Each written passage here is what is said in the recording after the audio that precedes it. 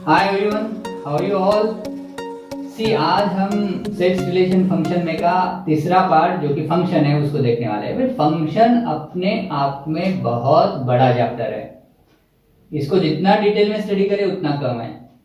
तो इसके तो मैं अभी बेसिक्स लूंगा, सीईटी लेवल में इसको मोस्ट ऑफ दी कवर करेंगे, कुछ हायर लेवल के पॉइंट्स में मैं बताते चलूंगा। बट इसके बहुत सारे कॉन्सेप्ट, बहुत सारे क्वेश्चन जो जेई जे एडवांस में आते हैं वो मिक्स क्वेश्चंस आते हैं, जिसके लिए हमको कई बार सीक्वेंस एंड सीरीज के फंडामेंटल, कई बार कैलकुलस के फंडामेंटल्स को यूज करना पड़ता है इनके प्रॉब्लम सॉल्व करने के लिए। बट इसके बेसिक्स क्या होते हैं इस पे हम ज्यादा फोकस करने वाले हैं। तो देखो, फंक्शंस मतलब क्या, यहां से अब हम शुरुआत करेंगे। तो फंक्शन मतलब क्या, सी फंक्शन हमने अभी तक रिलेशंस देखे थे। तो एक बात याद रखें, फंक्शन मतलब कुछ और नहीं बल्कि रिलेशन होती है। फंक्शन मतलब कुछ और नहीं बल्कि रिलेशन होती है। रिलेशन मतलब क्या, एक सेट ए से दूसरे सेट बी तक हम रिलेशन बना रहे थे। लास्ट में देखा हमने रिलेशंस, लास्ट वीडियो जो था वो रिलेशंस पे था। तो कितने रिलेशंस बने थे टोटल, 2n रिलेशंस बने थे, याद आ रहा। ए सेट में m एलिमेंट ले रहे थे हम, या बी सेट में n एलिमेंट ले रहे थे। तो टोटल रिलेशंस कितने बने थे, 2mn। और रिलेशन मतलब क्या था, a क्रॉस b, ए और बी का जो कार्टेशियन प्रोडक्ट हम करते हैं, जिसके अंदर ऐसे पेयर्स आ रहे थे ना, पहली पेयर दूसरी पेयर, ऐसे पेयर्स आ रहे थे। ये पेयर्स में से कुछ पेयर चूज करके रिलेशंस बन रहे थे। तो रिलेशन कुछ और नहीं बल्कि सबसेट होता है ए क्रॉस बी का, ये हमने देखा था। तो फंक्शन क्या है, फंक्शन होता है रिलेशन, मतलब इन्हीं रिलेशन में से कुछ रिलेशंस को फंक्शन कहा जाता। तो कुछ को ही कहा जाता, सबको नहीं कहा जाता। तो किन रिलेशंस को फंक्शन कहा जाता, ये बहुत इंपॉर्टेंट है। और उसके लिए कंडीशन क्या है, देखो, कोई भी रिलेशन फंक्शन नहीं बन सकती, कोई भी रिलेशन फंक्शन नहीं बन सकती, उसने कुछ कंडीशन सैटिस्फाई करने चाहिए। क्या कंडीशन है, देखो, पहली कंडीशन ये है कि वो जो रिलेशन है वो होनी चाहिए 1-1 या फिर मेनी वन।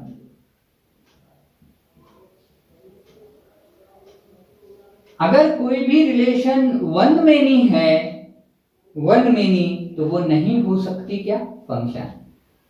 रिलेशन को फंक्शन होने के लिए कुछ कंडीशंस को सेटिस्फाई करना पड़ता, वो ये है कि उसको 1-1 होना चाहिए या मेनी वन होना चाहिए। वो अगर वन मेनी होगी या मेनी मेनी होगी तो क्या नहीं हो सकती, फंक्शन नहीं हो सकती। ये बात याद रखें। दूसरी एक कंडीशन इसको सेटिस्फाई करनी पड़ती है, वो भी बहुत जरूरी है। क्या है, देखो दूसरी कंडीशन,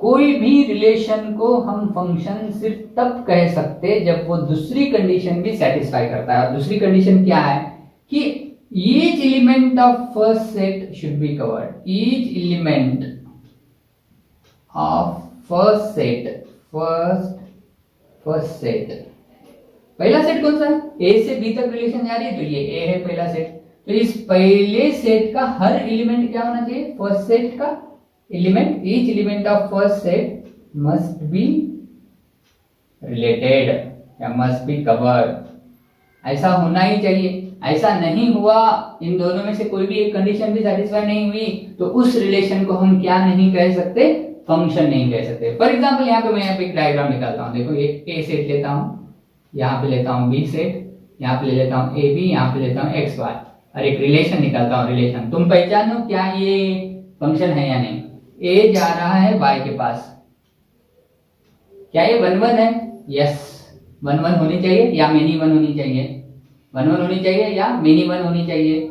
तो 1-1 है, पहली condition satisfied. Each element of first set must be related, क्या पहले सेट का हर एलिमेंट कवर हुआ, बी कवर हुआ, नहीं। इसलिए ये रिलेशन को हम क्या नहीं कह सकते, क्या नहीं कह सकते, फंक्शन नहीं कह सकते।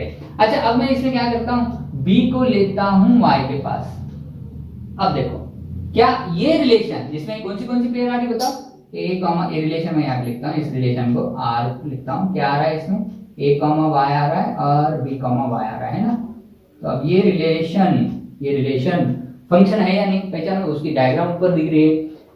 क्या ये 1-1 है, 1-1 नहीं ना, 1-1 तो नहीं है ये, क्योंकि दोनों एक के पास जा रहे, तो ये मेनी वन हुई। अच्छा, मेनी वन है तो पहली कंडीशन सेटिस्फाई होगी। दूसरी कंडीशन सेटिस्फाई होगी, क्या each element of first set, पहले सेट में क्या है, ए और बी, क्या उसके दोनों एलिमेंट रिलेटेड है, दोनों एलिमेंट में से एरो जा रही है, यस। इसका मतलब मेनी वन भी है इसका मतलब ये फर्स्ट कंडीशन सेटिस्फाई हुई, और each element of first set must be covered related second condition भी सेटिस्फाई हुई। तो इस रिलेशन को मैं क्या कह सकता, फंक्शन कह सकता। तो याद रखेंगे सबसे important condition, function is nothing but a relation such that each element of first set must be covered and it should not be one many and many many. So what it should be? It should be either one or many one.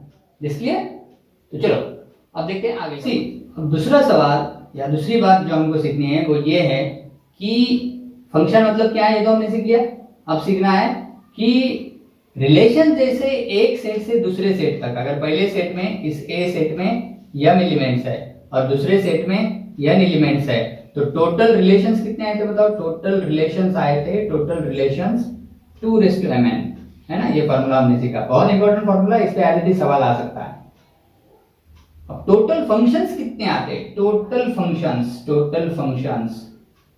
कितने आते हैं, total functions कितने आते हैं, ऐसा अगर सवाल पूछे तो इसका आंसर है कि ए सेट से बी सेट तक अगर हम अलग अलग फंक्शंस बना रहे हैं, इसमें कुछ एलिमेंट है टोटल m एलिमेंट, इसमें कुछ एलिमेंट है टोटल n एलिमेंट, तो टोटल फंक्शंस ए से बी तक कितने आते हैं। तो इसका आंसर है सेकंड सेट में जो भी नंबर आ रहा है n उसको बेस में ले नीचे, और फर्स्ट सेट में जो भी आ रहा है m उसको ऊपर ले। तो n⁻m फंक्शंस बनते हैं, n⁻m फंक्शंस बनते हैं। क्यों बनते हैं, कैसे क्या बनते हैं, वो परम्यूटेशन कॉम्बिनेशन से आ जाता है, उसके ज्यादा डिटेल में नहीं जाएंगे, बट इसको याद रखें। कितने फंक्शंस बनते हैं सेकंड सेट में, अगर यहाँ पे सेकंड सेट में मान लो 5 है और फर्स्ट सेट में 3 है, तो टोटल फंक्शंस कितने बनेंगे 5:3 कितना आता है 125 अलग अलग फंक्शंस बनेंगे। वही रिलेशंस कितने बनेंगे 2m है 3 और n है 5, 2:15 रिलेशंस बनेंगे। अगर तुमको ऐसा सवाल पूछा कि a से b तक, a में 3 एलिमेंट है, b में 5 एलिमेंट है, और तुमको सवाल पूछा कि ऐसे कितने रिलेशंस है जो फंक्शन नहीं है, तो टोटल रिलेशन में से जो जो फंक्शन बन रही उनको हटा दो, तो 2:15 में से 125 को निकाल दो, तो जो भी आंसर आ रहा वो ऐसे रिलेशंस है जो क्या नहीं बन सकते, फंक्शन नहीं बन सकते। ये बात एक याद रखें।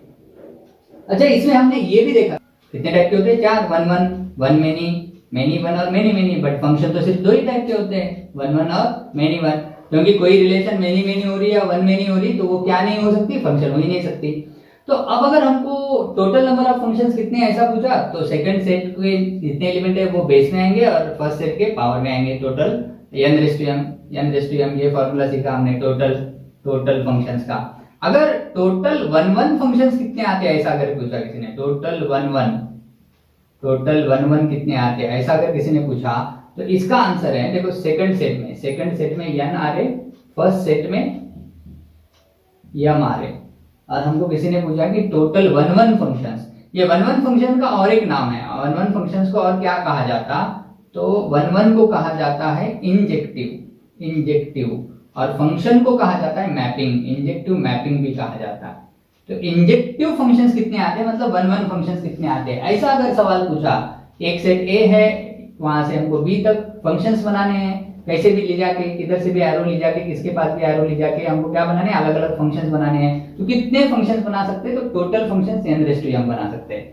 अब उसमें 2 टाइप के फंक्शन बनेंगे, एक बनेंगे 1 और एक बनेगा मेनी 1। तो 1 कितने बनते हैं ये कैसे निकालें, तो 1 निकालना है तो ये फॉर्मूला इसका आता है npm, परम्यूटेशन का है, मतलब इसमें अगर 5 होंगे, इसमें अगर 2 होंगे, ये 2 है और ये 5 है, तो टोटल 1 फंक्शंस कितने बनेंगे, 1 फंक्शंस बनेंगे 5p2 क्या आता है 5 फैक्टोरियल डिवाइडेड बाय 5 - 2 3 फैक्टोरियल, तो ये आएगा 20 है ना।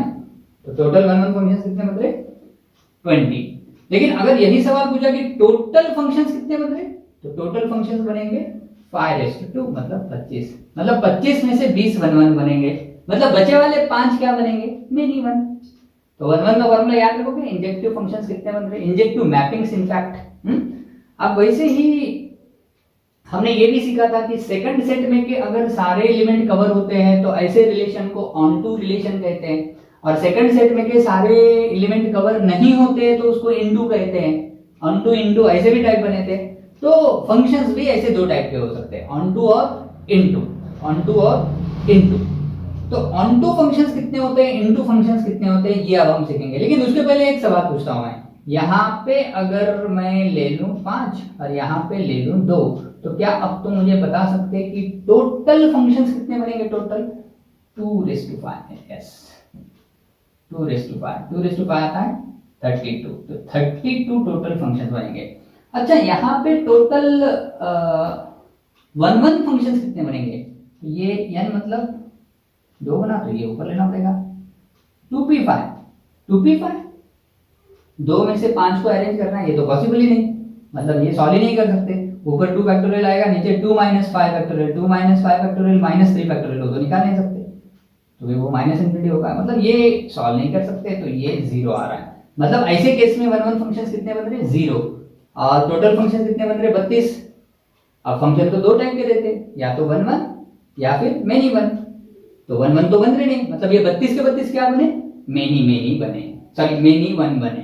तो रखेंगे इस बात को भी यार, ये थोड़ा इंटरेस्टिंग है। ये जनरली एआई ट्रिपल और जेई लेवल में ये ऐसे सवाल अक्सर पूछे जाते हैं इस टाइप के, इसके लिए तुमको ये फॉर्मूले पता होने चाहिए। सीटी में शायद से पूछे जाने के चांसेस कम है, बट पूछे जा सकते हैं, इसलिए इसको भी याद रखें।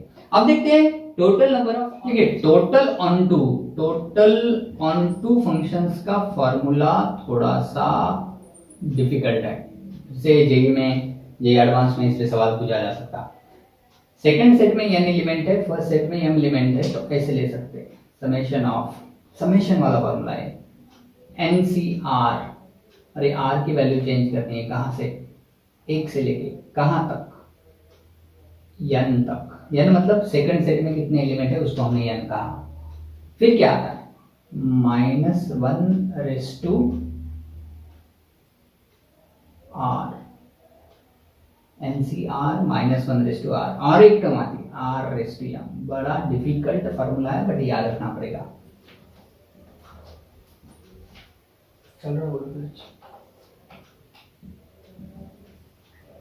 चलो देखते हैं इसमें ऑन टू फंक्शंस कितने आते हैं। तो ऑन टू फंक्शंस का फॉर्मूला क्या है? r = 1 to n summation NCR -1/r r/m। तो देखो फर्स्ट सेट में 4 एलिमेंट है p q r s, second set में कितने एलिमेंट है? 2। टोटल फंक्शंस कितने आएंगे बताओ जरा? टोटल 2⁴, मतलब कितने आ रहे हैं? 16 हैं। और इसमें 1 1 बनेगी क्या भाई? 1 1 नहीं बनेंगे ना। npm बोला मैंने, मतलब 2pm आ रहा। 2pm पॉसिबल नहीं, 2 में से 4 को अरेंज करना, p मतलब परम्यूटेशन, तो वो तो है नहीं, मतलब 1 1 0 आ रहे, मतलब ये सारे के सारे क्या आ रहे? मेनी 1 आ रहे। लेकिन यहाँ पे हमको 1 1 और मेनी 1 नहीं पूछा उसने, ऑन टू पूछा। ऑन टू मतलब सेकंड सेट में कवर होने वाले, सेकंड सेट पूरा कवर होने वाले टोटल फंक्शंस कितने बनेंगे। तो इसको फॉर्मूले से भी सॉल्व कर सकते हैं और एक ट्रिक से भी आता, बट हमेशा फॉर्मूला यूज करें, क्योंकि डिफिकल्ट प्रॉब्लम अगर इसमें 3 एलिमेंट हो या 4 एलिमेंट हो सेकंड में, तो फिर तुमको ट्रिक से नहीं आता, फॉर्मूले से ही आता। तो ये फॉर्मूले से कैसे सॉल्व करना है देखो जरा। r की वैल्यू 1 से शुरू हो रही, n तक जा रही, मतलब 2 तक जा रही। n कितना है? 2 2cr -1/r और r तो बदलते जा रहा है, इसलिए मैं इसमें r रख रहा हूं। m हमको बता रही है कितना है? 4। तो देखो पहले मैं r की वैल्यू 1 रखता हूं, तो ये टर्म, ये ब्रैकेट लेता हूं। चलो ये ब्रैकेट क्या हो रहा है बताओ? ब्रैकेट क्या हो रहा है? 2c1 -1/1 and 1/4। अब दूसरा बार क्या आ रहा? r की वैल्यू क्या ले लेंगे अब अगली बार? 2 ले लेंगे, तो ये बन जाएगा 2c2 -1/2 और 2/4। इसको सॉल्व करेंगे जरा। 2c1 आता है 2, -1/1 आता है -1 और 1/4 आता है 1, प्लस ये 2c2 आता है 1, -1/2 आता है 1, 2/4 आता है 16। तो क्या ये बन रहा है -2 + 16? इसका मतलब 14 ऑन टू फंक्शंस बन गए। तो टोटल ऑन टू फंक्शंस कितने बने इसके? 14 है ना। और टोटल फंक्शंस कितने बने? 16। अब फंक्शन या तो इनटू होता है या ऑन टू होता है ना भाई। जैसा नंबर्स में हम बोलते हैं ना, या तो प्लस रहता है या माइनस रहता है, नंबर पॉजिटिव रहता है नेगेटिव रहता है, या फिर इवन रहता है या ऑड रहता है, वैसा फंक्शन की भी कैटेगरी 2 बना है, या तो ऑन टू या इनटू, या फिर 1 1 या मेनी 1। तो यहाँ पे फंक्शन ऑन टू कितने बने? 14। टोटल कितने बने? 16। इसका मतलब इनटू कितने हो गए? 16 में से 14 निकालो, 2 हो गए इनटू। क्लियर? अच्छा, इस प्रॉब्लम को ना ये बिना फॉर्मूला यूज किए भी सॉल्व कर सकते हैं। फंक्शन बनाने के लिए सब में से तो एरर निकालनी पड़ेगी। क्यों? क्योंकि पहले अगर कोई छूट जाता है तो फंक्शन बनता ही नहीं। अब ये सब जा रहे मान लो b के पास, सब जा रहे b के पास, सब जा रहे बी के पास, सब जा रहे बी के पास, तो ए के पास नहीं जा रहा कोई भी, मतलब ए छूट गया और सारे कवर नहीं हुए तो उसको हम ऑन टू नहीं कहते, तो क्या कहते हैं, इनटू। तो ए छूट गया, ऐसे इनटू एक बना। अच्छा, वैसे ही सारे ए के पास जाएंगे तो बी छूट जाएगा, बी कवर नहीं होगा, तो वो दूसरा इनटू बना। टोटल फंक्शन कितने बने, 16, तो 2 इनटू बने और 16 में से 2 निकाल दो तो बचे वाले सारे क्या रहेंगे, ऑन टू 14, है ना। तो इस ट्रिक से भी इसको सॉल्व किया जा सकता है। तो ये थोड़ी बातें याद रखें, ऑन टू और इनटू फंक्शंस कितने बन रहे, ठीक है। How to represent functions, functions को रिप्रेजेंट कैसे किया जाता है। तो अभी मैं स्क्रीन पे कुछ डायग्राम्स लाने वाला हूं, उनको देखे, उसके हिसाब से फंक्शंस को रिप्रेजेंट करते हैं। तो चलो देखो कैसे कैसे फंक्शंस को रिप्रेजेंट करते हैं।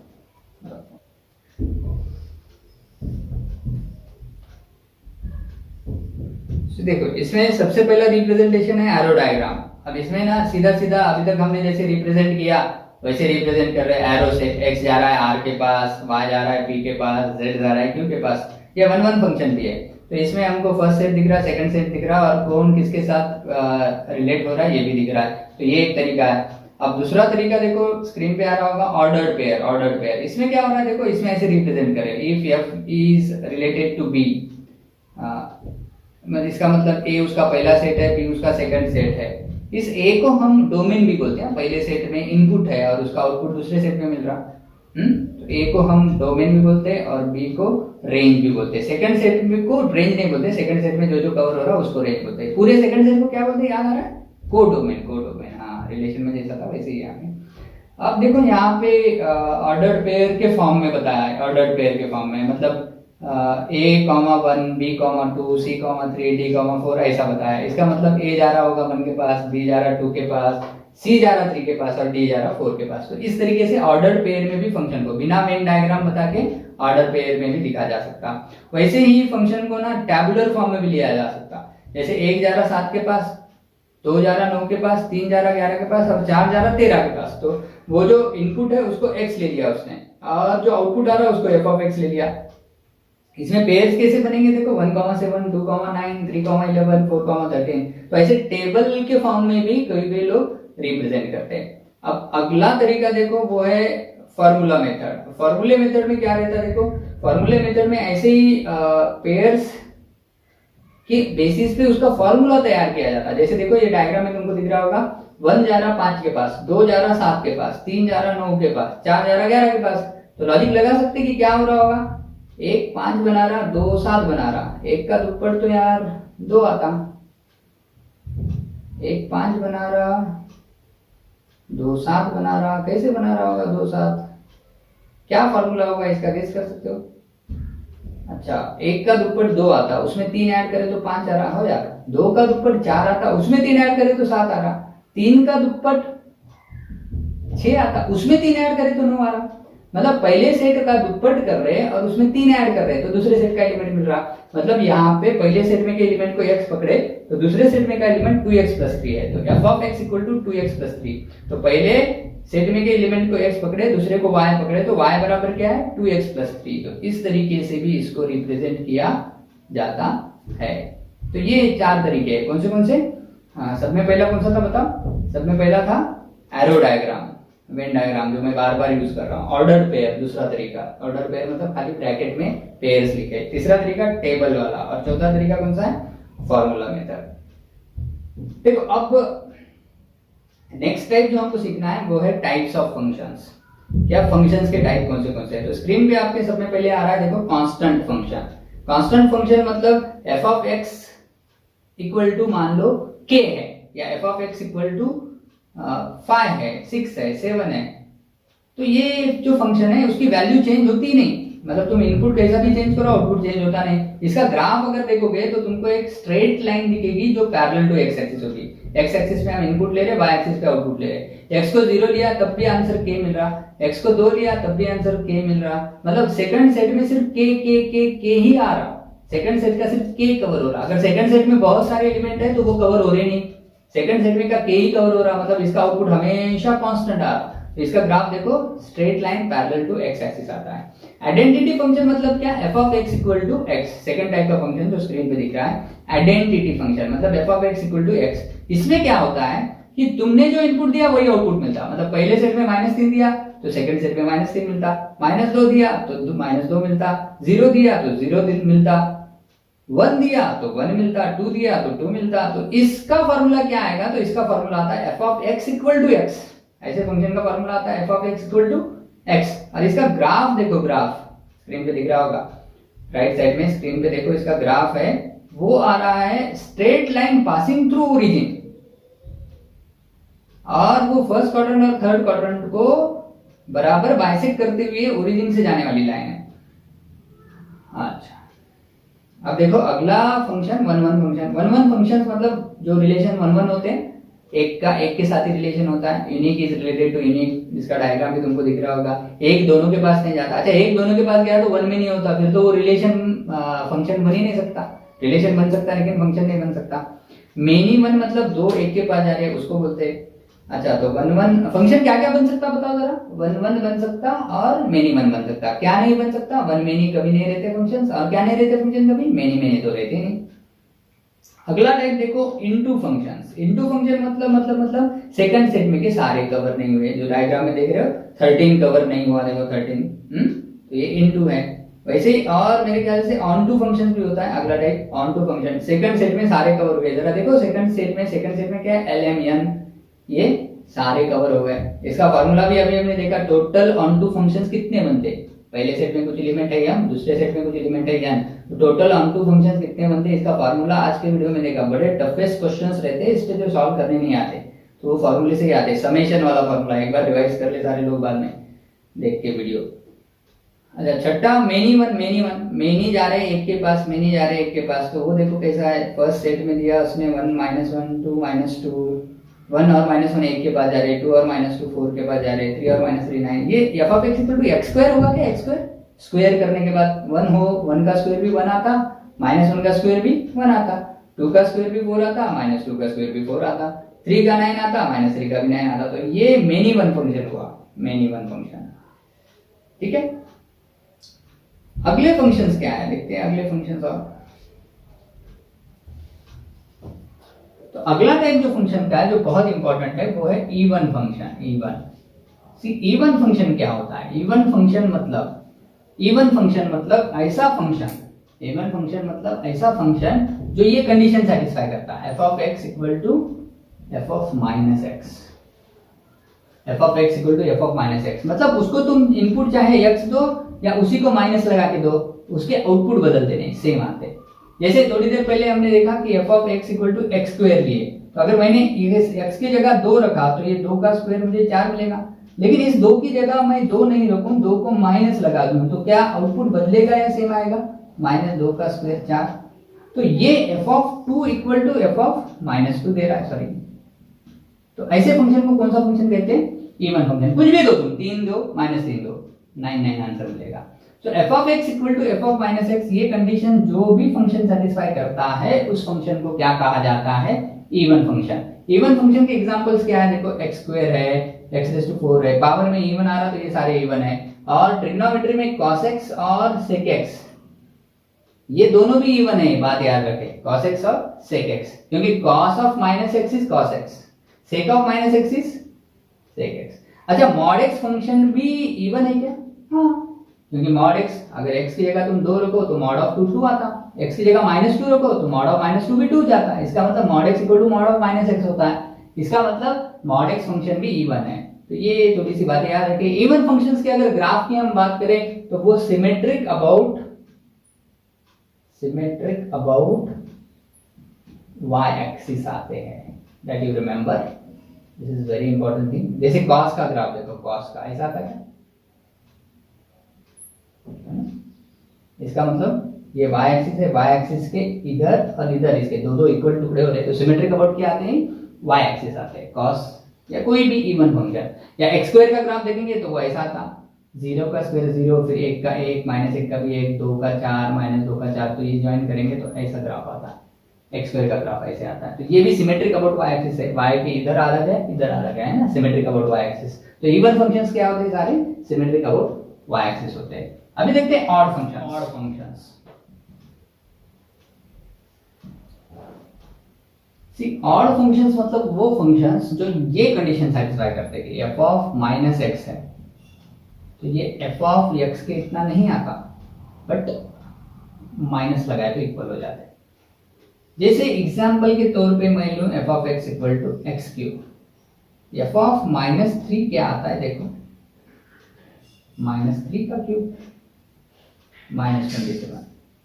एफ ऑफ 3 क्या आता है देखो, 3 का क्यूब 27। क्या ये दोनों इक्वल है? नहीं है, बट इसको माइनस लगा दिया तो इक्वल हो जाएंगे। इसका मतलब F of minus x F of x के इतना नहीं आता, क्या लगाने के बाद इक्वल आता? माइनस। और माइनस बिना लगाए अगर दोनों इक्वल आ रहे तो उसको इवन कहते हैं, माइनस लगाने के बाद दोनों इक्वल आ रहे तो उसको क्या कहते हैं? Odd functions. अब इसके एग्जांपल्स क्या है? तो इसके एग्जांपल्स है x cube, x raise to 5, x raise to 7, sine x, tan x, cot x, cosec x, ये सारे ट्रिग्नोमेट्रिक फंक्शंस और ऑड फंक्शंस है। और इसकी एक खास बात की ये हमेशा ओरिजिन में से जाते, ओरिजिन में से जाते, मतलब एफ ऑफ 0 इसका हमेशा 0 आता है, ये एक बात याद रखें। और एक खास बात, ऑड फंक्शन का अगर हम डेरिवेटिव लेंगे तो इवन मिलता, और इवन का डेरिवेटिव लेंगे तो ऑड मिलता, ये भी एक बात याद। सी अभी स्क्रीन पे आपको दिख रहा होगा पॉलिनोमियल फंक्शंस। पॉलिनोमियल मतलब क्या? जिसमें ना x के पावर क्या होते हैं? पॉजिटिव होते हैं, पॉजिटिव इंटीजर्स होते हैं, पॉजिटिव इंटीजर्स या जीरो भी रह सकते हैं, होल नंबर्स होते हैं। पावर नेगेटिव नहीं रहते या फिर पावर फ्रैक्शनल नहीं रहते, तो वैसे इक्वेशन को x के हम क्या कहते हैं?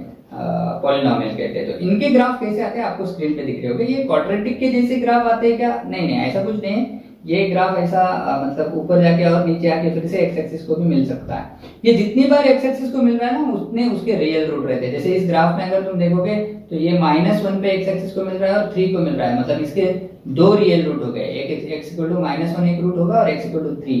अब ये पॉलिनोमियल क्वाड्रेटिक है ना, f of x equal to x square minus 2x minus 3 है, तो इसके दो रूट आएंगे।